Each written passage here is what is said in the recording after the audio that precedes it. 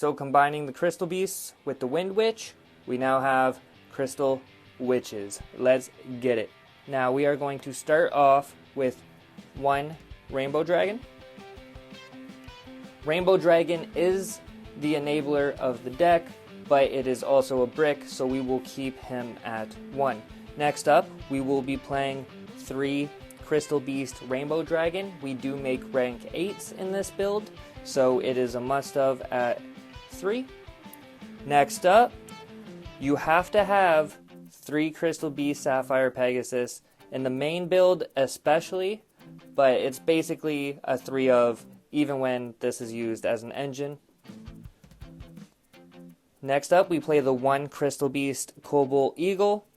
This is your wish version of your Sapphire Pegasus. Its effect doesn't come up too often, but what it can do, if you want to activate one of your Crystal Beast cards and you don't have any more targets, if he is on the board, you can activate his effect to place a Crystal Beast back on top of the deck, so you can activate those cards. Just a little tip. Next up, we play the 1 Crystal Beast Ruby Carbuncle. You can bump this up to 2, depending on how you would like to do your build. We just play the 1. That is all you need. And that is it for your Crystal Beast monster lineup. It is very simple. As you can see, we only play the 9. Next up, for our spells in our Crystal Beast engine, we play the 3 Rainbow Bridge. The 3 Rainbow Bridge, search any crystal spell or trap, and it is not a once per turn. It is a 3 of. Next up, we have the Rainbow Bridge of the Heart, the next best thing, but it has a dual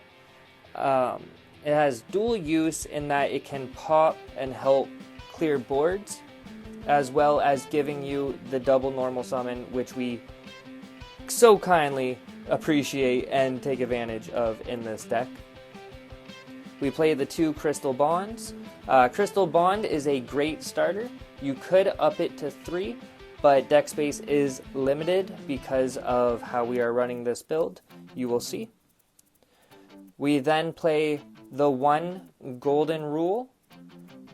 As you can see, I am still waiting, but that is okay. We'll keep playing online until then. Next up, we play the 1 Awakening of the Crystal Ultimates. You could bump this up to 2 in some builds, especially if you are playing multiple Rainbow Dragons. I would definitely play more, but in this build, 1 is absolutely fine. And next up, last but not least, for the traps, we have 1 Crystal Miracle. Crystal Miracle is great negation. It helps clear your boards. And remember, use Miracle to pop your monsters so that you can send them to the back row, and use Crystal Conclave to add your back row back to your hand so that you don't pop them to the grave, so that you keep them in rotation. Just a nice little tip. And last but not least, the Rainbow Bridge of Salvation, made popular by Tearlaments, but this is where this card really runs rampant, and that is it. Alright, so for your second package, we play your WINDWITCH cards. We have WINDWITCH Ice Spell, which if you control no monsters, you can special summon this card from your hand. Then you can special summon 1 WINDWITCH monster from your deck, but it cannot be tributed. You cannot special summon monsters from your extra deck the turn you activate this card except level 5 or higher wind monsters. If this card is normal or special summoned, you can inflict 500 damage to your opponent. You can only use each effect of WINDWITCH Ice Spell once per turn. So yes, your deck also burns. So your deck inherently has a burn strategy, so in time, you're fine. You don't have to side in anything. It's actually pretty good. So your WINDWITCH Ice Spell will special summon herself. The normal play is she will be special summoning Glass Spell. Glass Spell's effect is as follows. If this card is normal or special summoned, you can add 1 WINDWITCH monster from your deck to your hand, except WINDWITCH Glass Spell. Also, you cannot special summon monsters for the rest of this turn, except wind monsters. You can only use the effect of WINDWITCH Glass Spell once per turn. So if you guys keep that in mind, you will be getting really good with this deck. Some misplays might just be forgetting that your WINDWITCH Ice Bell locks your extra deck into level 5 or higher winds, and your WINDWITCH Glass Bell locks you into special summoning only wind for the rest of the turn. This is very easy to get over, especially because most of this deck is wind, and the few lights that you do have, you can special summon them. You just have to special summon them before you summon your Glass Bell. So let's say you draw your Glass Bell and you do not draw your Ice Bell.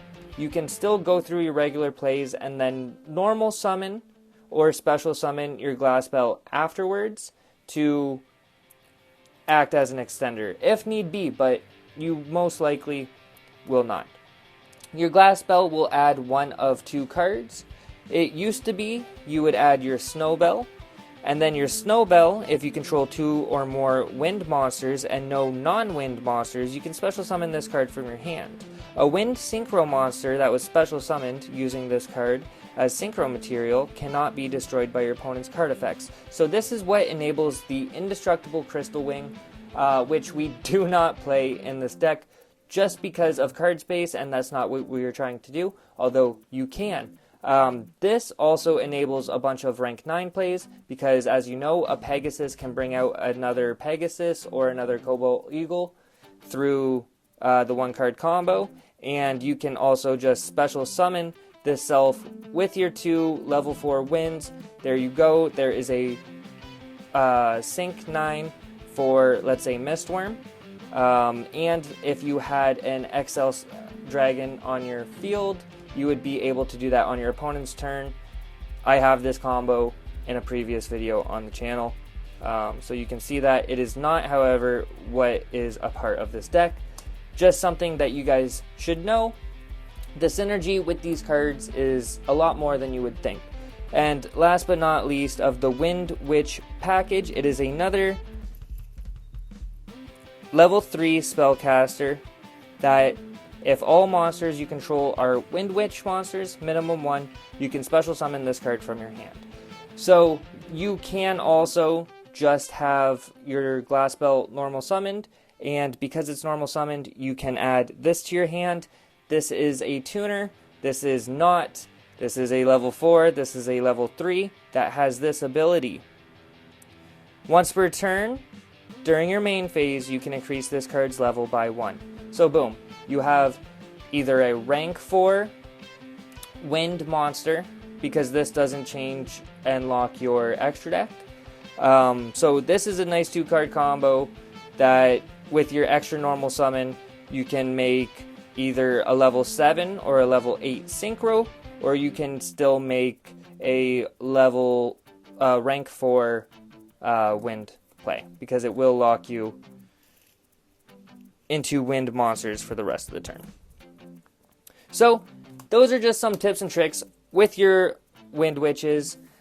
There's a lot more. Just play around with them. You guys will see.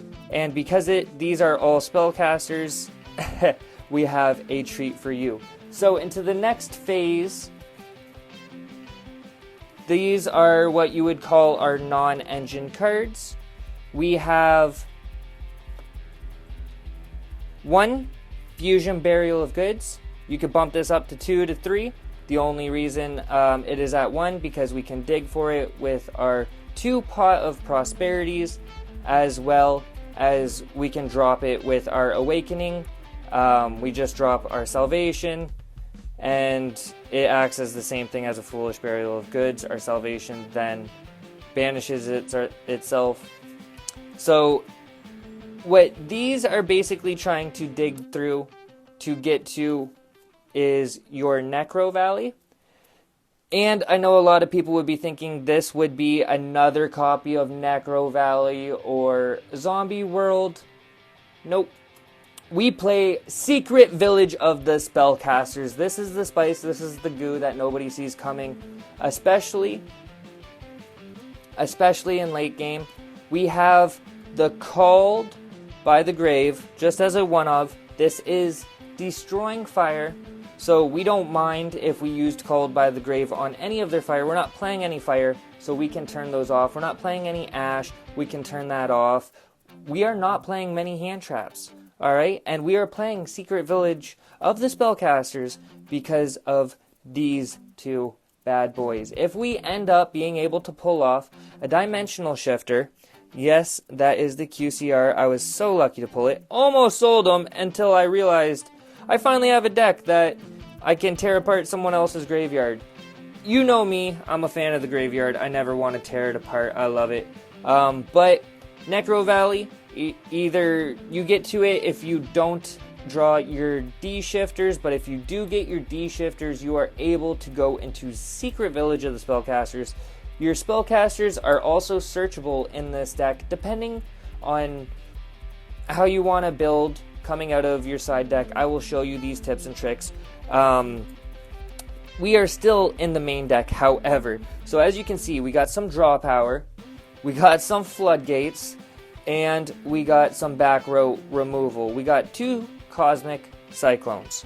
Cosmic Cyclones going first or second, they are amazing, and that is why they have made the main deck. This deck destroys everything from Fire to Tier to Branded to Labyrinth. Oh, I thought you said everything. Those are just graveyard decks. Well, guess what? We don't want to play against Kashtira and Floowandereeze either. Okay? Kashtira and Floowandereeze don't mind if we banish their stuff. But they do mind if they can't use spells. And they do mind if we enemy controller them. Guess what? They want to set up anything. Also, a nice little tip and trick with your enemy controller is you can turn your opponent's Baguskas. So that's just a nice little tip and trick. But yeah, so Kashtira and Floowandereeze would be our weaknesses of this deck, so we are trying to build for it just in case. Last but not least, the 2 Super Polys. We don't run into any problems. Okay, we have a ton of 1-card combos. 1 WINDWITCH and 1 Pegasus alone can set up a decent on-board presence. Alright? The rest of it, we don't want 4 spells in our hand that search out other crystal beasts, do this and do that, and try and make a rainbow dragon for the next turn. That's all nice, that's all dandy, but I feel like you're playing more bricks and you're able to get Nibiru'd. You are not able to get Nibiru'd here. You are able to make a Baron, and this is something I got a little sidetracked. I should have told you guys about this with the WINDWITCHES. So your Ice Spell will special summon herself, right? Adding your Glass Spell to the field. Special summon in defense, why not? Your Chain will be Glass Spell 1, Ice Spell 2, so you will burn 500. Your Glass Spell will add you not your Snow Bell, it will add you your Freeze Bell. Because you have only WINDWITCHES, you can now special summon your Freeze Bell, still saving your normal summon, and if you end up having a second normal summon, you have still not used a normal summon here, and you have summoned twice. You have summoned 3 monsters twice. I don't know if this actually counts as 1 or 2. I gotta double check that. But either way, you have 4, 3, and 3. There's 10. You have a Baron, because even though it locks your extra deck into level 5 or higher wins, your Baron is a wind. So you are able to put a Baron on the field before you even go through your Crystal Beast plays. You are now locked into wind for the rest of the turn, but being able to set up a Baron with a rank 4 Tornado Dragon, or set up a couple enemy controllers with a D-shifter, that it's too much. Your opponent is not going to be able to handle it. And this is going up against any deck, any time. This is what your deck is able to do. So I wanted to make it very easy to side deck, right? Your main deck basically does a little bit of everything. So if you don't need your shifters, you take out your shifters. Very easy. Next up, we have our extra deck. You guys have already seen the Baron, so we'll just show it. We have the Baron. You guys have seen our other sinks. We play the WINDWITCH Diamond Bell and the WINDWITCH Winter Bell. So WINDWITCH Diamond Bell is sweet because every time your opponent takes damage, whether battle or effect, you can pop a card. If this was special summoned using only WINDWITCHES, here, let's focus this in a little bit. There we go. So if this card is synchro summoned, you can target one WINDWITCH monster in your graveyard, inflict damage to your opponent equal to half its attack. So you are already enabling its second effect. You can only use this effect once per turn. Once per turn, if your opponent takes battle or effect damage, you can target one card on the field and destroy it. If you control this card that was synchro summoned using only WINDWITCH monsters as material, you can use this card effect up to twice per turn. So you can special summon, use this effect, give your opponent damage, and then pop a card, attack, and then pop another card. That's pretty awesome. Also, it is a level 8, so whether you make it with either or of your WINDWITCHES, you are able to protect it from either battle or card effects. Same with your Winter Bell. Your Winter Bell also has a cool effect that a lot of people tend to overlook.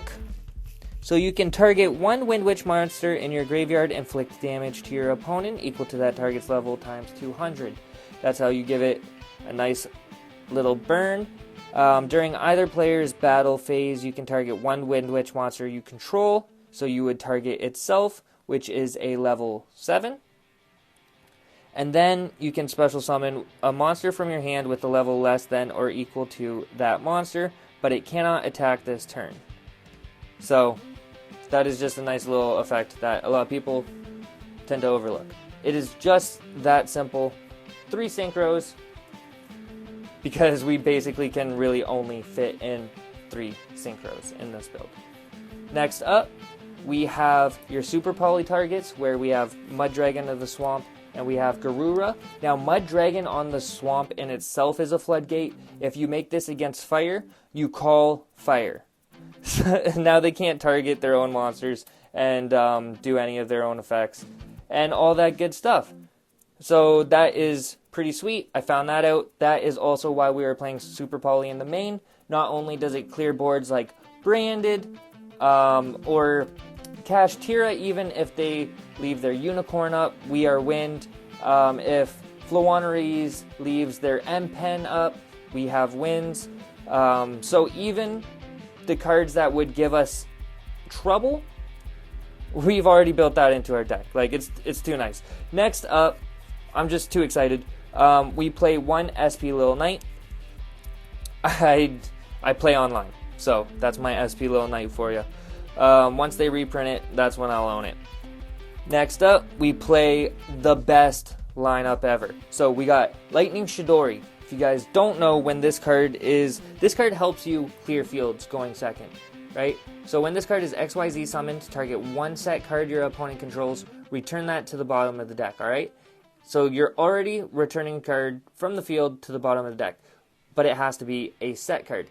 Next up, once per turn, you can detach one XYZ material from this card to target one face-up card your opponent controls, return that target to the top of the deck.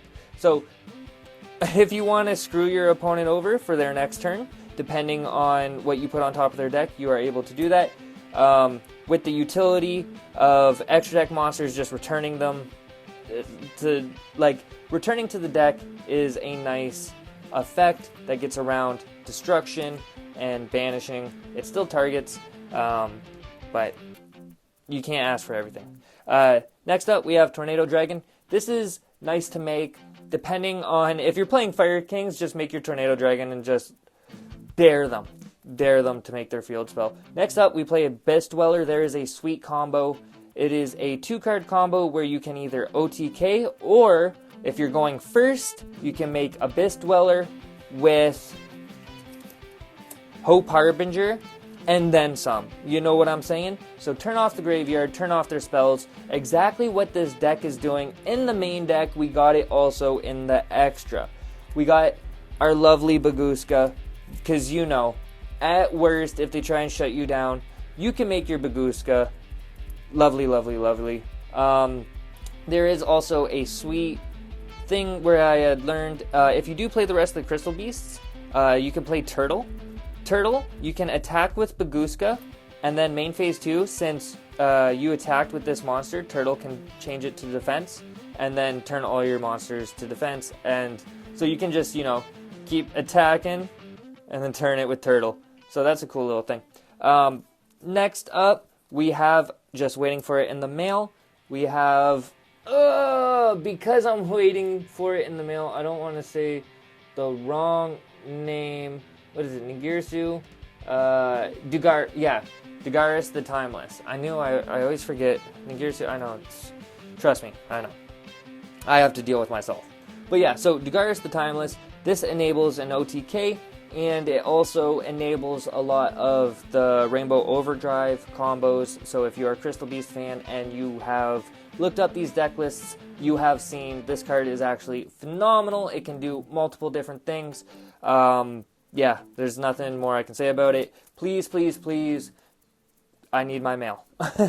Alright, next up, we have the combo enablers that allow you to OTK. It's Numeron Dragon and another card I am waiting for in the mail, number 97, Drag Lubellion.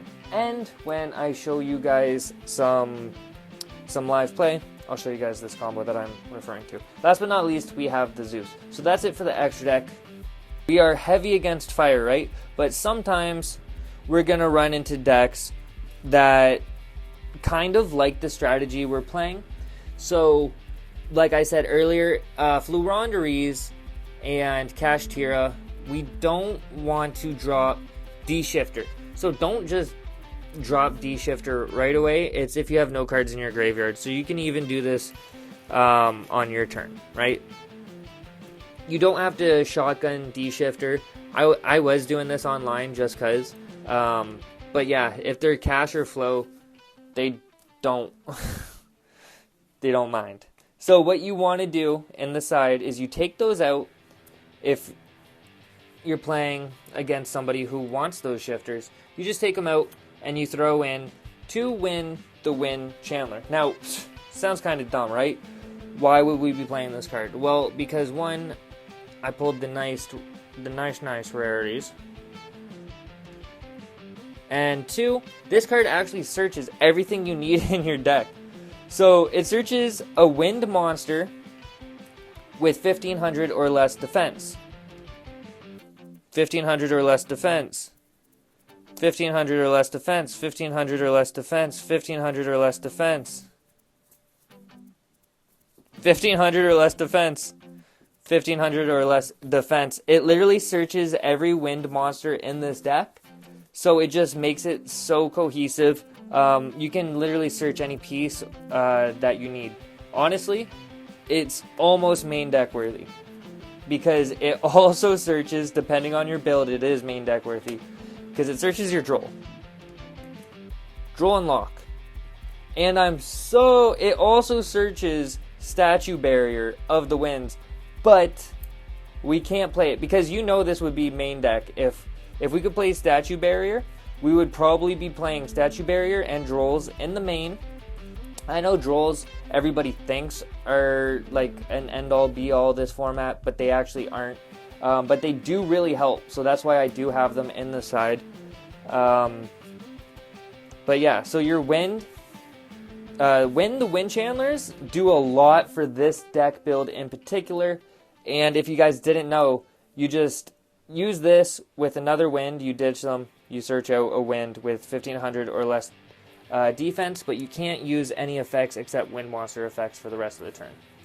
So that's that. That's pretty cool. I was pumped. And if only Godarla had 100 less defense, you would be able to search kaijus in this deck. And if that was going on, then this deck would be completely broken. You would play these, like, end game right there. Going with a nice set of them, you have an extra normal summon. So I finally found a deck where I would actually sacrifice my normal summon and play these. So we were playing the nice sack. Speaking of a nice sack,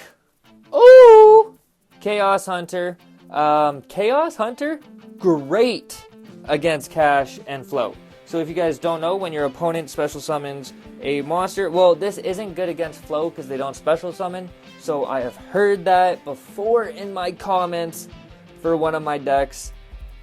I was just naming decks that banished, and I wasn't really thinking. But so it's not really good against Flow, but it is good against Kashtira and any other banish strategies. Yeah, Chaos Hunter. It's a great card.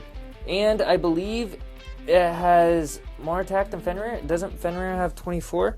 So, yeah, there you go. You got your Harpy's Feather Duster. I was thinking of playing the Harpy's Feather Trap, because you do have a winged beast in your Cobalt Eagle.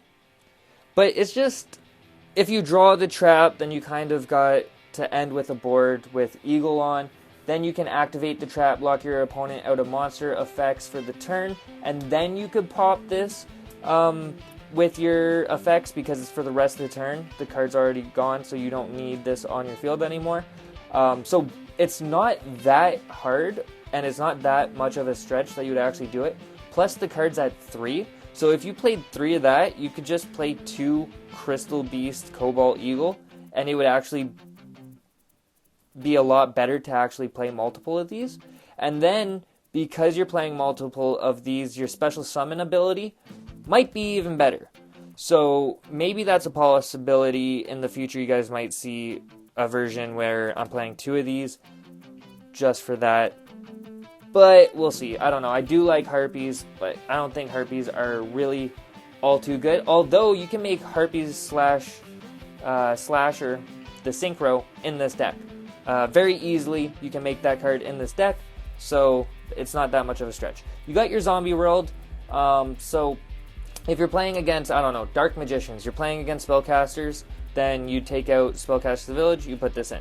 If you're playing against somebody, if you're playing against Necros or whatever, Gravekeepers, then you swap in Zombie World. I don't know. They might still be able to play under Zombie World.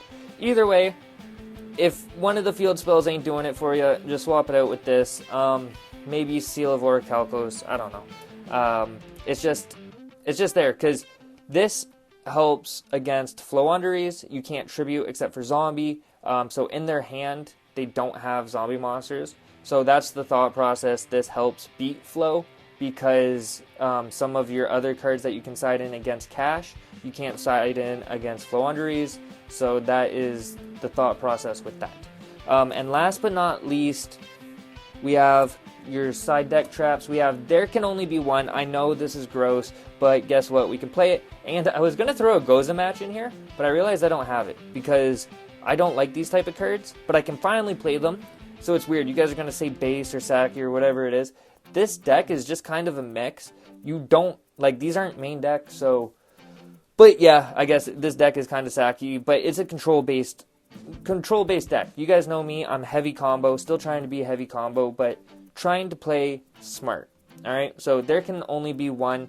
We play a lot of wins, but they're all different archetypes. So, yeah.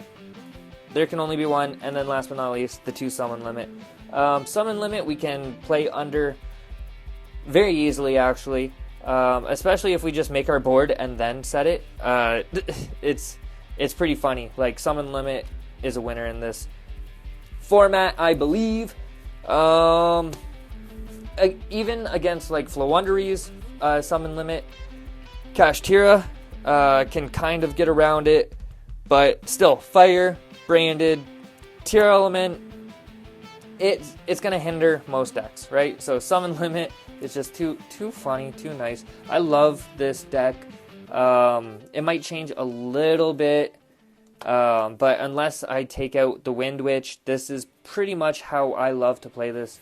I've just found out about Crystal Beasts. Well, I always knew about them, but I just looked into them about a week ago, maybe 5 days ago, 6 days ago now, and I've been on a bender ever since trying to figure them out. And guess what I have just found out? I've just found out that you can mix Lightsworns with them. And I didn't even think about that. So I will be coming up with another deck list soon. But I told you guys the deck, some Floodgate options now. You could play Dimensional Fisher to match with your Dimension Shifter. That's usually a scoop. That's game right there. But I chose to go with, like, you can go with a bunch of different cards. I'll just explain. Obviously, your tech choices are your tech choices. I'll explain why I chose these tech choices. You have so much searchability in this deck. You can cut down on some of your searchability to actually maybe add a couple more broken cards like Foolish Burial of Goods. But with everybody playing Droll, everybody playing Ash, there's a lot of people playing even Bell. You don't really want to have to just rely on Foolish Burial of Goods resolving, and then having to also resolve your Rainbow Bridge. Like, it's kind of a nice extra thing to do, but you don't want to ever draw two Foolish Burial of Goods. If you do also draw a Foolish Burial of Goods and you've already went through this, and it's kind of gross, but what you can do is you can drop your Crystal Miracle. It's one of your only other traps or spells that has a graveyard effect. So basically what it does is, while this card is in your graveyard, even during the damage step, and a Crystal Beast is placed in the spell or trap zone, you can banish this card, place one Crystal Beast monster from your hand, deck, or graveyard face up in your spell and trap zone as a continuous spell. So it just, if you don't want to waste resources, right? But also you can always just ditch the dead Foolish Burial of Goods with your Super Polys. That's also another reason why I like Super Poly, to just be able to ditch unwanted cards or leftover cards in your hands. Cosmic Cyclone, I kind of explained why. Just there's a lot, every deck that's really good right now seems to have a field spell. I don't know, it just seems that way. Enemy Controller, we make bodies easily. We easily can do a one card combo that gives us a free body that we can take our opponent's Appaloosa. That is another reason a lot of people like to end with Baron and Appaloosa. We see that board so often. Both of them are wins. We can Super Poly very easily away a lot of boards. Enemy Controller gets around your Appaloosa. You can steal your opponent's enemy controller, help negate their other monster effects, and you don't have to, like, this is, like, it's just too nice. Secret Village of the Spellcasters, decks that we don't like, Runic Destruction, or Runic decks, I don't know, Spellcasters, or not Spellcasters, Striker, but honestly, like, we don't have too many problems. With everything that we have, we can get around pretty much everything. We have a huge beat stick. Crystal Beast, Rainbow Dragon special summons itself when another one of your Crystal Beasts is in battle. So you got your beat sticks, you got your possible floodgates, you got your wind witches that enable so much more. If you play your extra deck smart and your side deck smart, like, you should never really run out of resources. Yeah, I don't know. I think this deck is as perfect as you can get it for what I was trying to accomplish. We out.